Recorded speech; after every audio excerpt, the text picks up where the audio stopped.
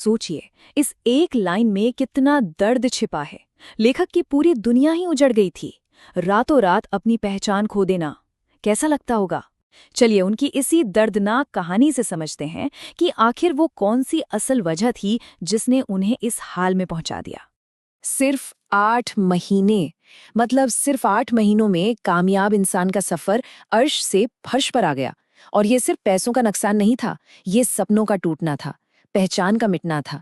सवाल तो यही है कि आखिर इतना सब कुछ गलत हुआ कैसे। तो चलिए इस गुत्थी को सुलझाना शुरू करते हैं। देखिए, बहुत से लोगों को लगता है कि अगर वो अपने बिजनेस या नौकरी में सफल हैं तो ट्रेडिंग तो उनके लिए बच्चों का खेल होगा। पर यहीं सबसे बड़ी गलती हो जाती है। मार्केट एक बिल्कुल अलग दुनिया है। यहाँ पुराने नियम काम नहीं करते। यही वो सवाल था जिसने लेखक को अंदर तक हिलाकर रख दिया। बात सिर्फ पैसे हारने की नहीं थी, बात ये समझने की थी कि एक इतना समझदार इंसान भी इतने गलत फैसले कैसे ले सकता है। और इसी सवाल का जवाब इस किताब का दिल है। तो जवाब कहाँ छिपा था? किसी चार्ट में नहीं, किसी फैंसी इंडिकेटर में नहीं, बल्कि हमारे अपने दिमाग की गहराइयों में।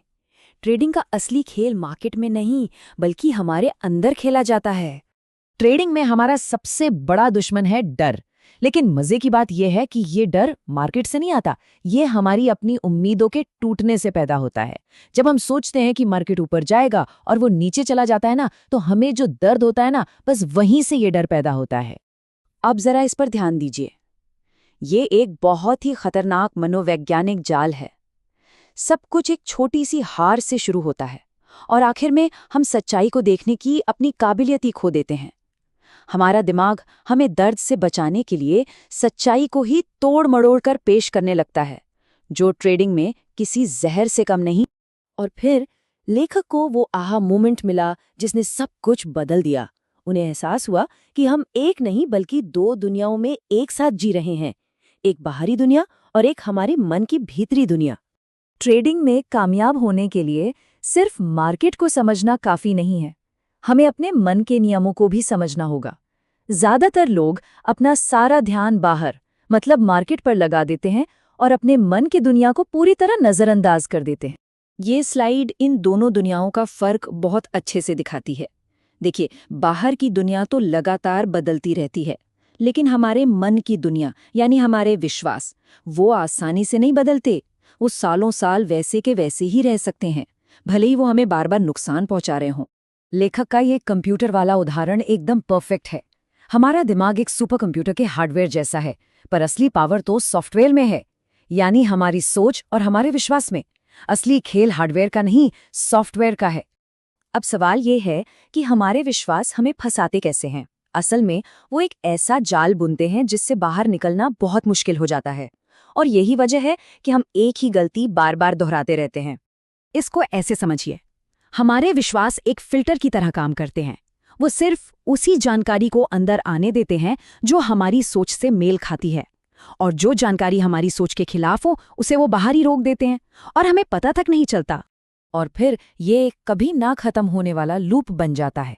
अगर कोई ये मानता है कि मैं एक बुरा ट्रेडर हूं, तो वो सिर्फ अपनी गलतियों पर ध्यान देगा, ऐसे फैसले लेगा जिनसे नुकसान हो, और फिर खुद से कहेगा, देखा, मुझे तो पता ही था। वो खुद ही अपनी हार को सच साबित करता रहता है। इस जाल को तोड़ना बहुत मुश्किल है। तो इस जाल से निकलने का रास्ता क्या है? अगर समस्या हमारे अंदर है तो समाधान भी वहीं मिलेगा। हमें मार्केट का भविष्य बताने वाला कोई जादूगर नहीं बनना है, बल्कि अपने मन का मालिक बनना है। एक अनुशासित ट्रेडर बनने का पहला और सबसे जरूरी नियम यही है, अपने मन की जिम्मेदारी खुद लेना। मार्केट को कोसना बंद करना होगा और अपनी सोच को बदलने पर काम शुरू करना होगा। इस लूप को तोड़ने के लिए हमें अपनी सोच में ये 3 बड़े बदलाव लाने होंगे। पहला, ये मानना कि हमें सब कुछ नहीं पता। दूसरा, गलतियों को दुश्मन नहीं बल्कि अपना टीचर समझना। और तीसरा, हर नतीजे को सिर्फ एक फीडबैक, एक जानकारी के रूप में देखना। जरा एक पल के लिए इस सवाल के बारे में सोचिए, क्या हो अगर गलतियां जैसी कोई चीज होती ही न हो? अगर हर हार सिर्फ सीखने का एक मौका हो, तो फिर डर किस बात का? हम इसी शक्तिशाली विचार के साथ इस विश्लेषण को समाप्त करते हैं। हर ट्रेड, चाहे फायदे में हो या नुकसान में, बस ये बता रहा है कि कामयाबी के रास्ते पर हमारा अगला कदम क्या होना चाहिए। और अगर इस नज़रिए को अपना लिया जाए तो ट्रेडिंग का पूरा खेल ही बदल सकता है।